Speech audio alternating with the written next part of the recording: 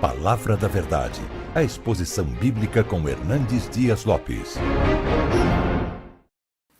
Irmãos queridos, vamos abrir a Palavra de Deus no Evangelho de Cristo, conforme o relato de Lucas. Lucas capítulo 24. E nós faremos a leitura dos versos 13 ao verso 35.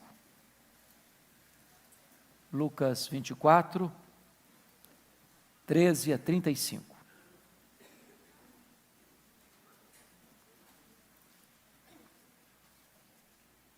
Os discípulos no caminho de Emaús.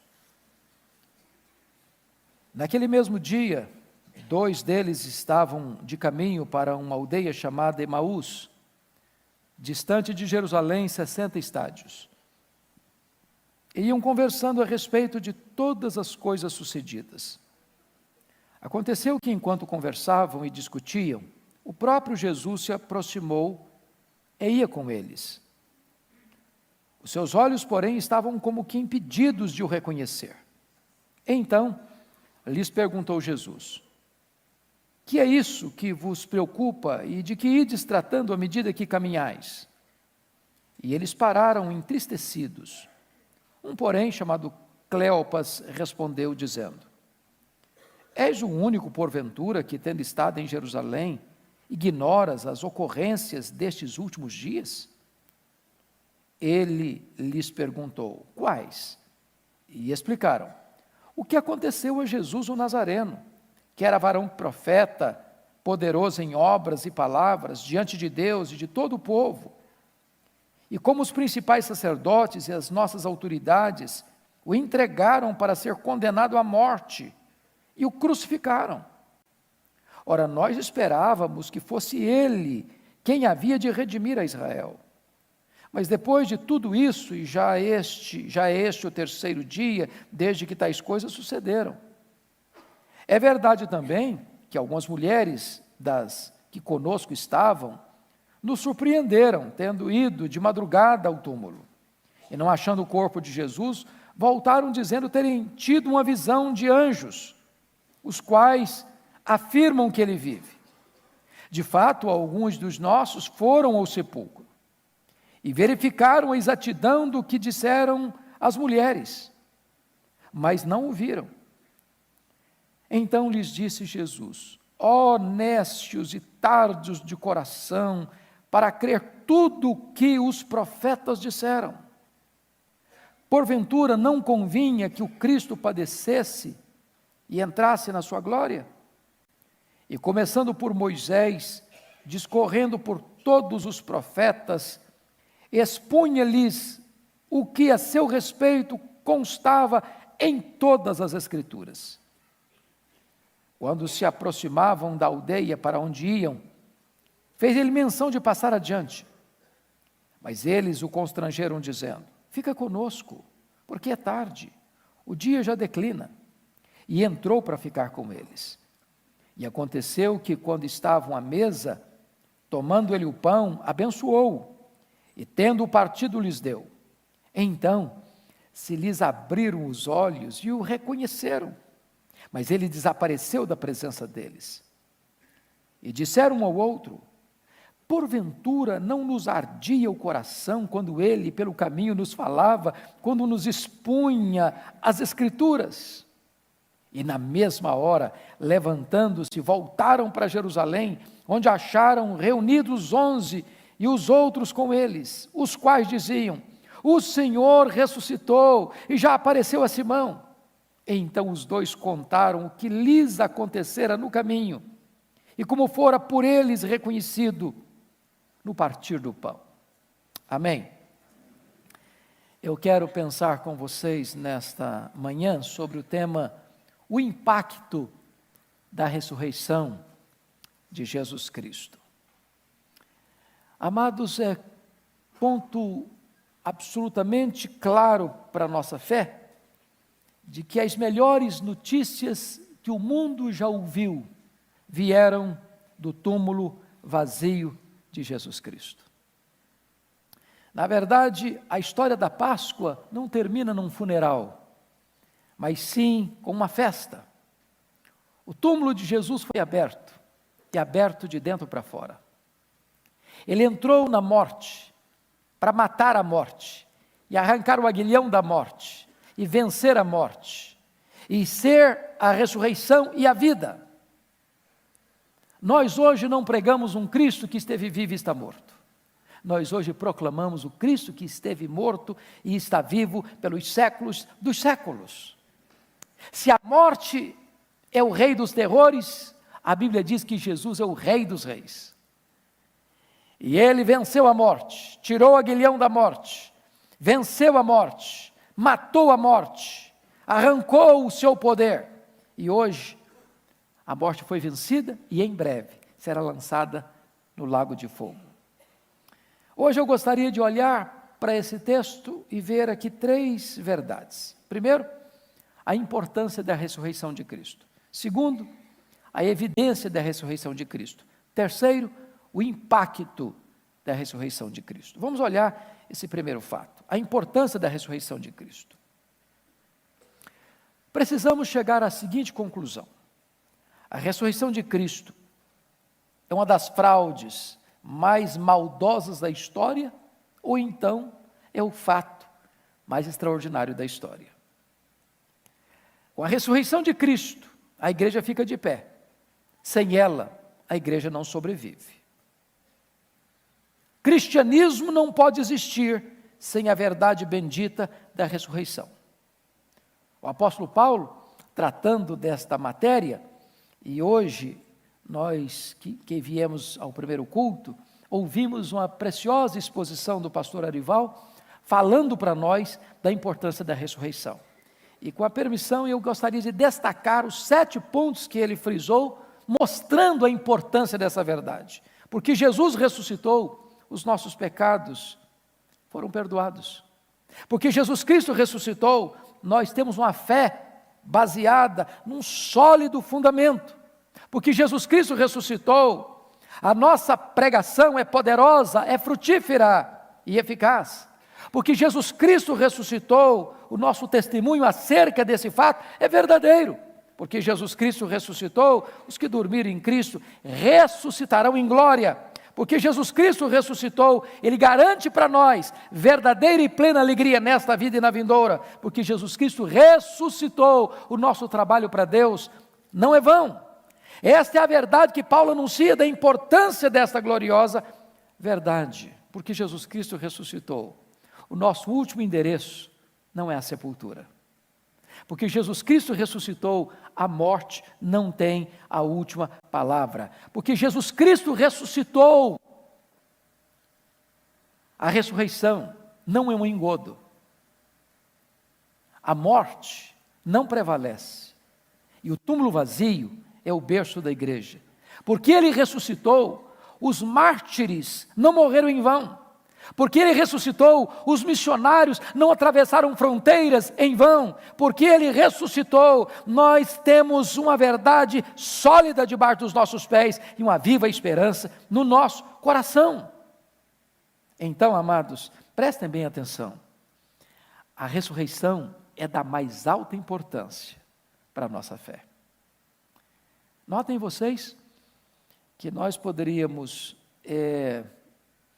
olhar para todo canto e ver que as grandes religiões que ainda existem no mundo não têm essa esperança.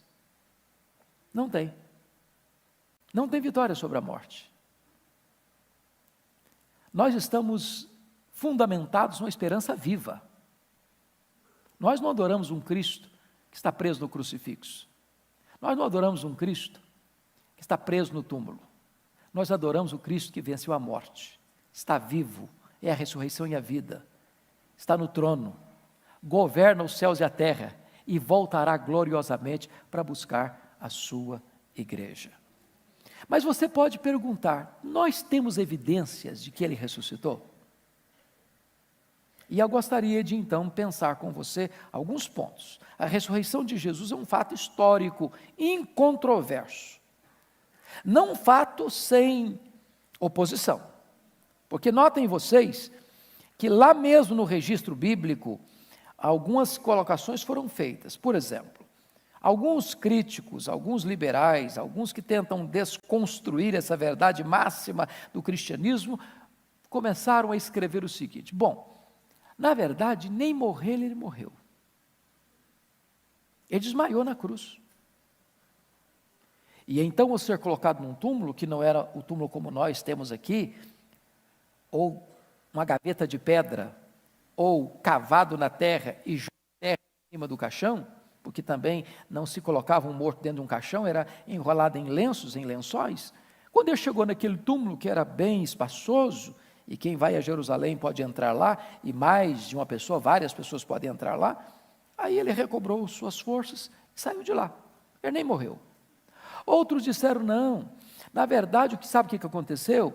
É que os discípulos roubaram o corpo dele. E aí espalharam a notícia que ele ressuscitou. Outros disseram, não.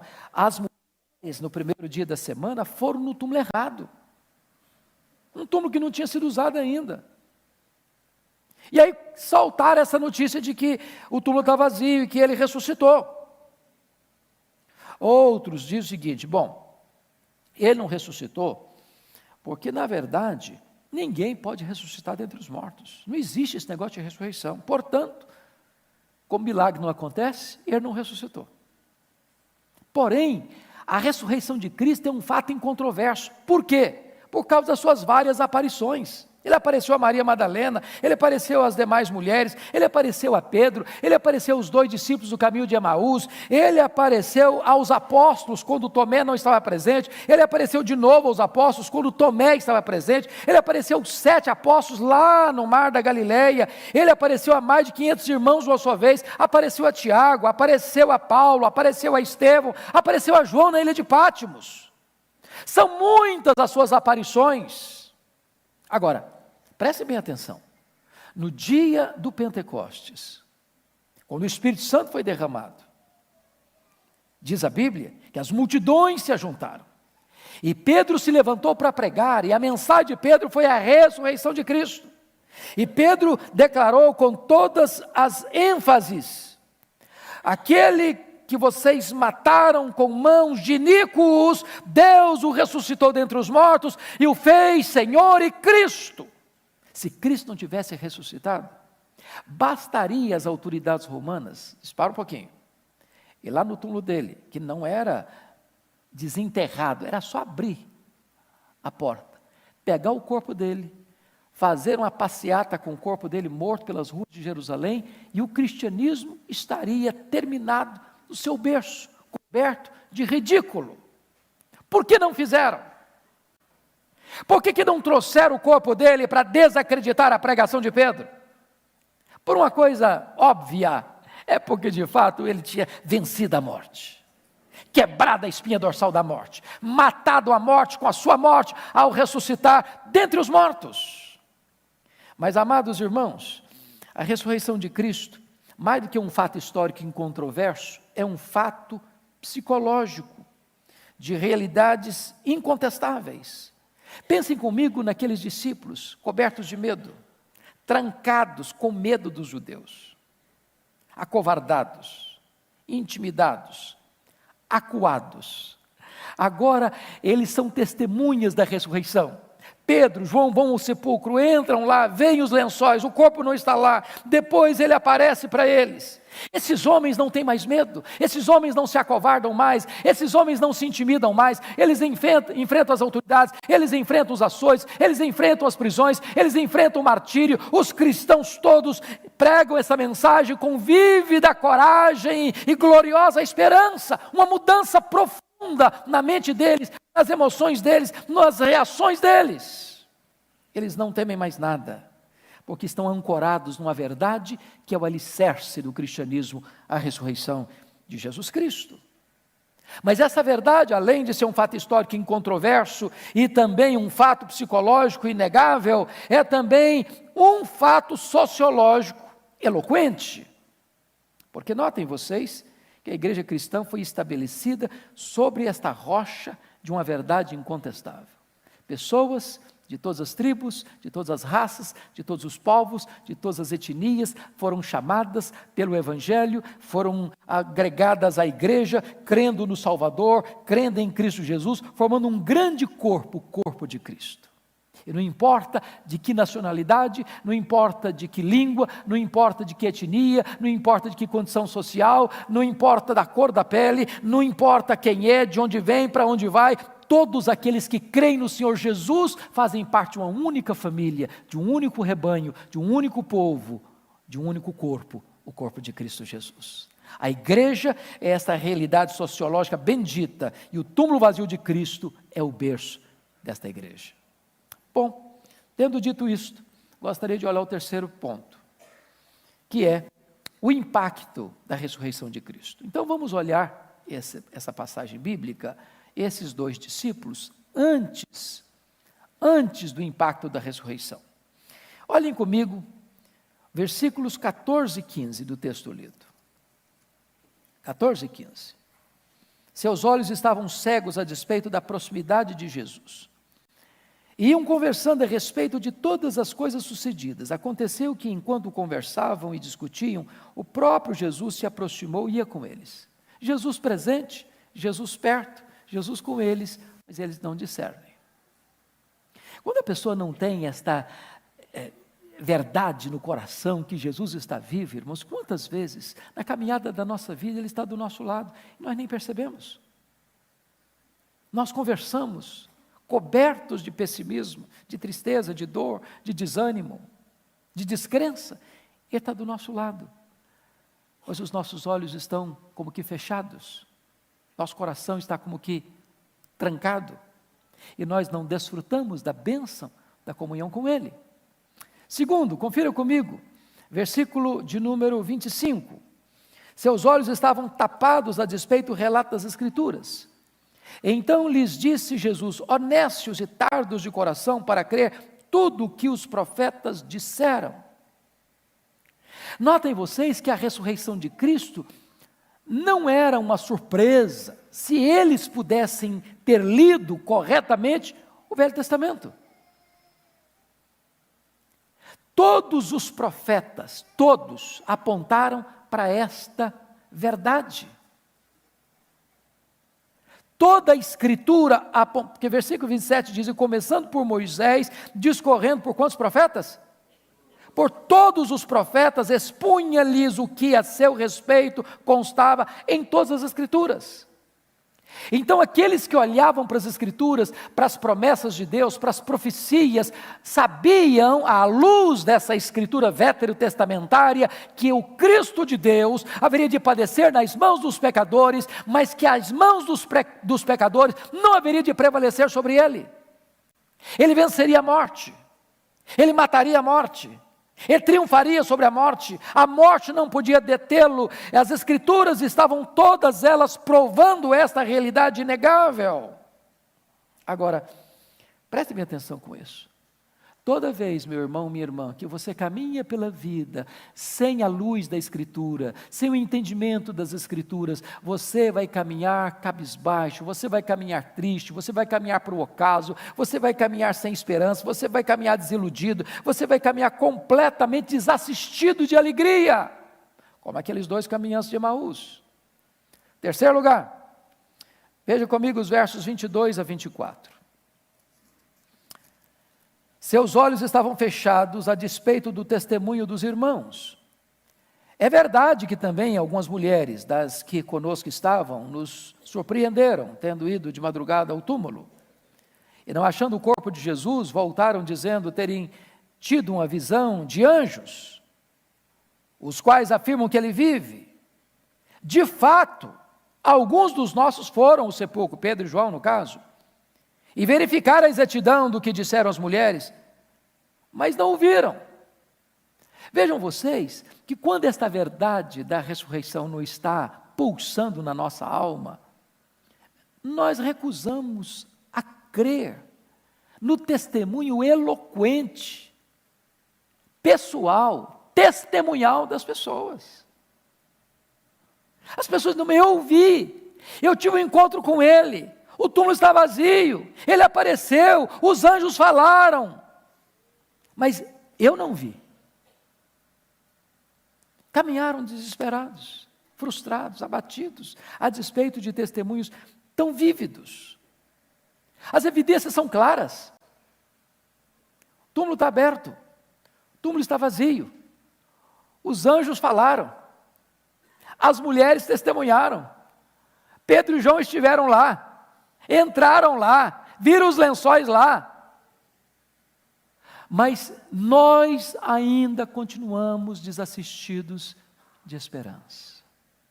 Quantas pessoas no nosso meio que caminham assim, vendo pessoas transformadas, vendo testemunhos eloquentes, mas caminham sem qualquer esperança, num reducionismo, num achatamento de vida, porque não dão crédito ao que as outras pessoas têm dado do poder da ressurreição na sua vida. Quarto lugar. Olha comigo o versículo 14. E iam conversando a respeito de todas estas coisas. Agora olha o verso 20. E como os principais sacerdotes e as nossas autoridades o entregaram para ser condenado à morte e o crucificaram. Então, seus pés estavam na estrada da fuga, a despeito das várias evidências da ressurreição. Estavam caminhando, voltando para Emaús, talvez onde residiam. Desistiram de tudo, desistiram do apostolado, desistiram do discipulado, desistiram de crer, desistiram da caminhada, botaram o pé na estrada da dúvida, do ceticismo, da incredulidade. Para esses, a história deles termina na sexta-feira da paixão. Parece que a morte venceu. Parece que Pilatos prevaleceu. Parece que o Sinédrio estendeu a bandeira da vitória. Completamente desanimados, desassistidos, tristes, decepcionados, sem qualquer esperança. Caminhando para onde? Para Emaús. Onde fica Emaús? No ocidente, no ocaso, no pôr do sol, na noite escura, no caminho da desesperança, gente concentrada nos seus problemas, gente que não olha para a solução, porque não tem o impacto da ressurreição de Cristo em sua vida. Qual o resultado final disso? Confirma comigo, versículo 17. Pode ler o 17 comigo? Vamos juntos? Então, lhes perguntou Jesus, que é isso que vos preocupa? De que ides tratando à medida que caminhais? E eles pararam entristecidos. Você já viu crente triste? Eu já. Você já olhou para crente que parece que ele está na sexta-feira da paixão? Está na cara dele, sexta-feira. Não tem alegria, irmãos. Cara comprida, parece que chupou limão, comeu jiló. Não tem um sorriso, não tem um brilho nos olhos, não tem uma bandeira desfraldada de alegria no coração, não tem uma esperança viva, caminha sem entusiasmo, caminha completamente debaixo de uma camisa de força do pessimismo, da derrota, do fracasso, tristeza, uma via sacra de lamento, de dor. Por quê? Porque não tomam posse desta gloriosa verdade de que Jesus está vivo, Ele venceu a morte, Ele ressuscitou, Ele é a ressurreição e a vida, e nós caminhamos para esta gloriosa esperança. O que eles estão preocupados? O que está escrito nos versos 19 e 20, confira comigo aí. Ele lhes perguntou quais, e explicaram o que aconteceu a Jesus o Nazareno, que era varão profeta, poderoso em obras e palavras, diante de Deus, diante de todo o povo, e com os principais sacerdotes e as nossas autoridades, o entregaram para ser condenado à morte, e o crucificaram. Está aqui dizendo, o justo padecendo na mão do ímpio. Quanta gente hoje que é crente, que vive essa mesma realidade de tristeza, de angústia. Eu sou crente, gente de Deus, gente piedosa, gente que anda com Deus, gente que fez a obra de Deus, gente que realizou grandes obras para Deus. Está aí, terminando a vida fracassado, derrotado, crucificado, morto, sepultado. O mal venceu, a violência venceu, o ódio venceu. Quantas pessoas assim hoje, completamente confusas e perdidas, tomadas pelo drama do sofrimento do justo. Por quê? Porque não foram impactadas pelo poder da ressurreição. Veja o verso 21 comigo. Você pode ler o verso 21, por favor?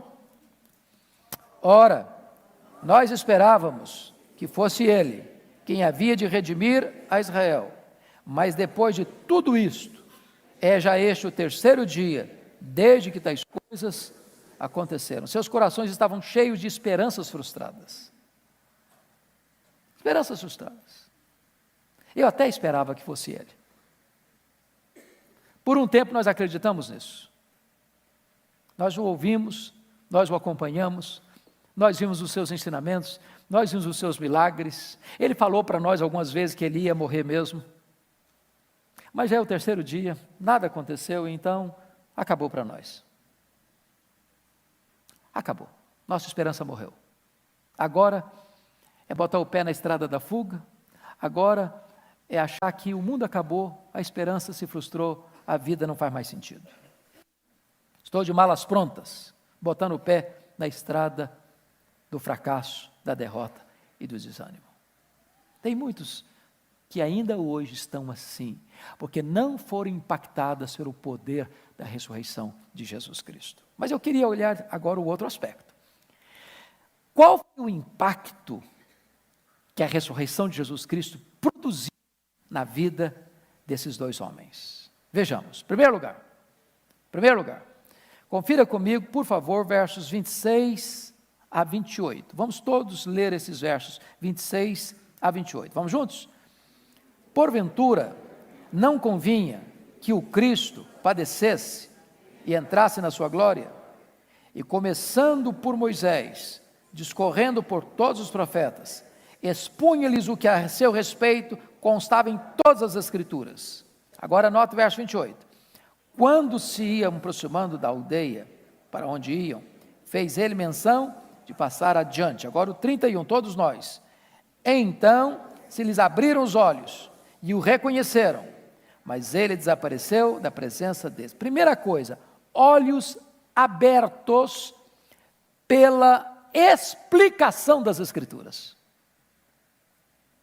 Oh, amados irmãos, é quando a Bíblia é aberta, é quando a Bíblia é explicada, é quando você entende que nada disso aconteceu por acaso, que não tem acidente aqui, que não tem acaso aqui, que toda a maquinação do mal orquestrada contra Jesus, por Judas Iscariotes, pelo sinédrio judaico, pelos sumos sacerdotes, pelos homens religiosos que bradaram diante de Pilatos, pela covardia de Pilatos, pela decisão de Pilatos, pela crueldade dos soldados, pela cena da andada pela Jerusalém apinhada de gente, pela crucificação, pela morte, pelo sepultamento, nada disso era surpresa.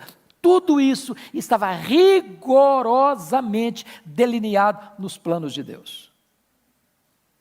Quando a Escritura foi aberta, quando a Escritura foi explicada, desde lá a lei, desde os profetas, desde os salmos, desde toda a Escritura, quando a palavra de Deus foi aberta diante deles, de repente, a luz raiou, o entendimento chegou, a verdade alcançou o coração deles, e eles então puderam ter seus olhos abertos pela explicação das Escrituras. Deixa eu dizer uma coisa para você, querido. Se você não estudar a Bíblia, você vai ser um crente de olhos tapados. Você vai olhar, mas não vai enxergar. Você vai ouvir, mas não vai entender.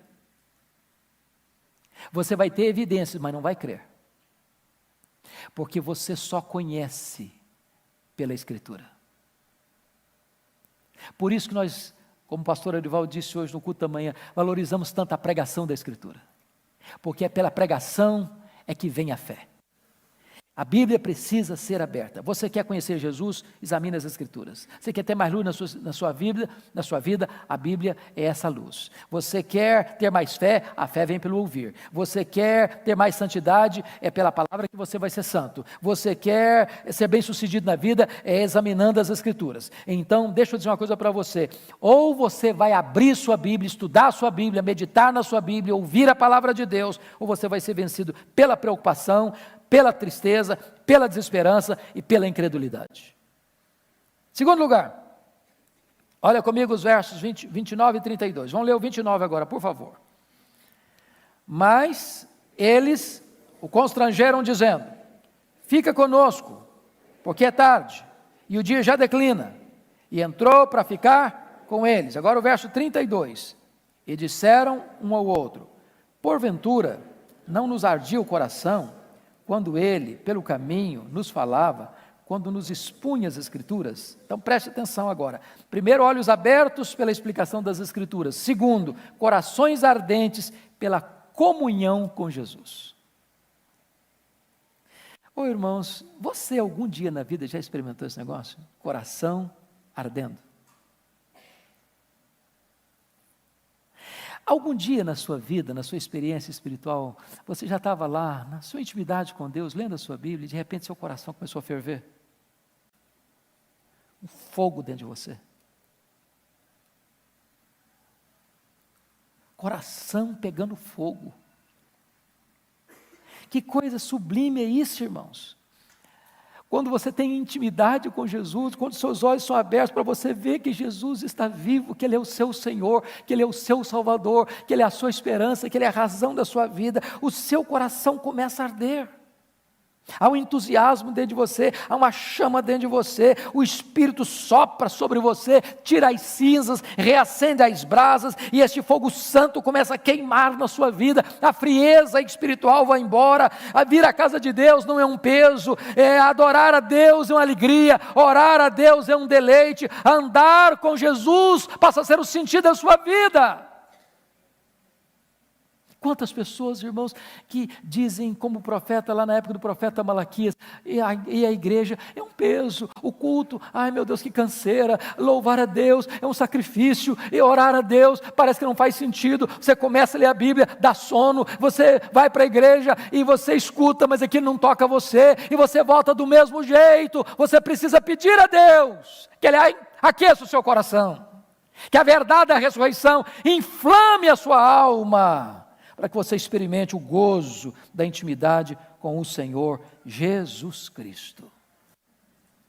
Terceira coisa, confira comigo, por favor, versos 33 a 35. Vamos juntos?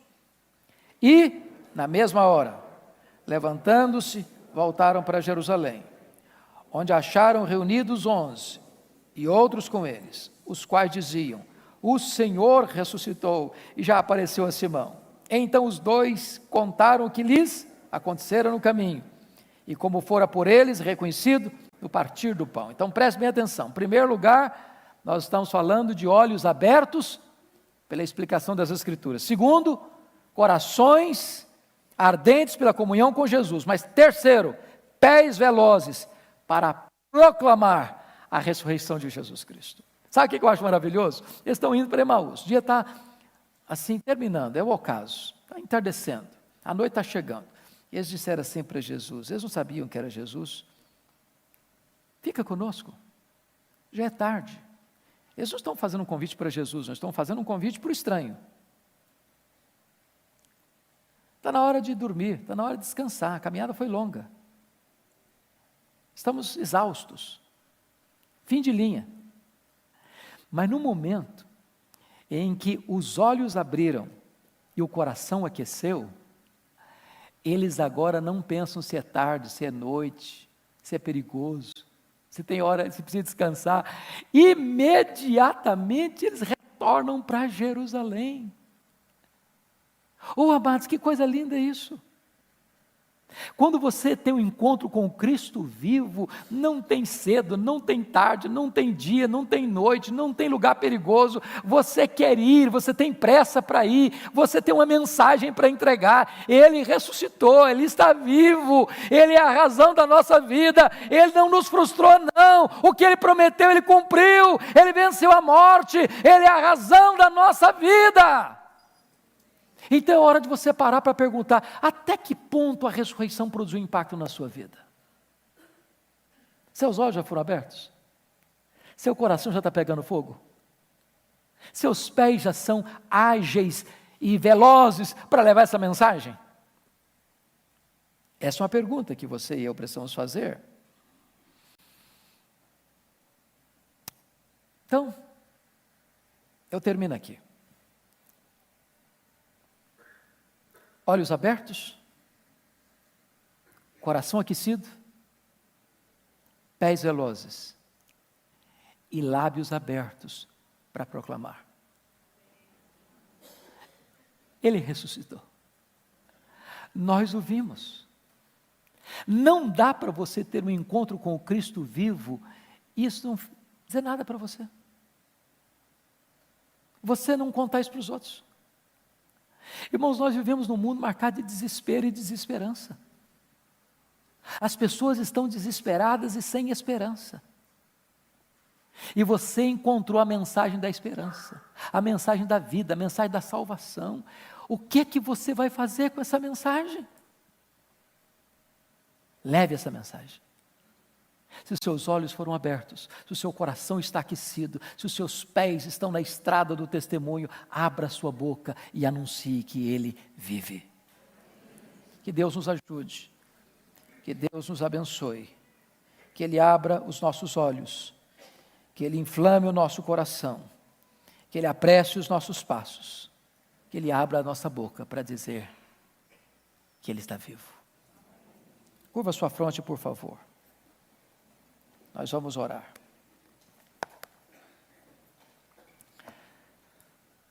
Senhor, glória ao Teu nome, porque Jesus ressuscitou. Isso não é um mito, isso não é uma lenda. Podemos ir ao túmulo de Buda, de Confúcio, de Maomé, de Allan Kardec, dos papas, dos reis, dos nobres, dos ateus, dos apóstolos, dos mártires do cristianismo, dos reformadores, dos avivalistas. E esses túmulos estão fechados, mas o túmulo de Jesus está aberto. Ele venceu a morte, Ele é a ressurreição e a vida, Ele é a nossa esperança. Bendito é o Teu nome, porque não estamos aqui fundamentados numa coisa que foi inventada por homens, mas uma realidade produzida por Deus. Ah, Senhor, que significado bendito tem esta ressurreição, a esperança para nós. A morte não tem a última palavra, a sepultura não é o nosso último endereço, nós não caminhamos para um ocaso. Agora faz sentido viver, faz sentido morrer, porque morrer para nós é lucro.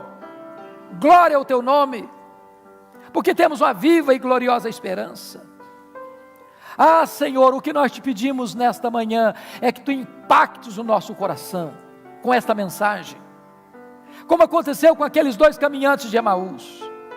Meu Deus, abra os nossos olhos, meu Deus, inflame o nosso coração, meu Deus, apressa os nossos pés, meu Deus, abra a nossa boca, para que testemunhemos na cidade de São Paulo, nesta nação tão machucada e ferida pelo desespero e desesperança, que há esperança. Jesus Cristo está vivo, Ele reina, Ele é o Senhor, Ele é o Salvador, e Ele vai voltar. Louvado seja o Teu nome. Muito obrigado pela Tua palavra, em nome de Jesus. Aleluia. Amém.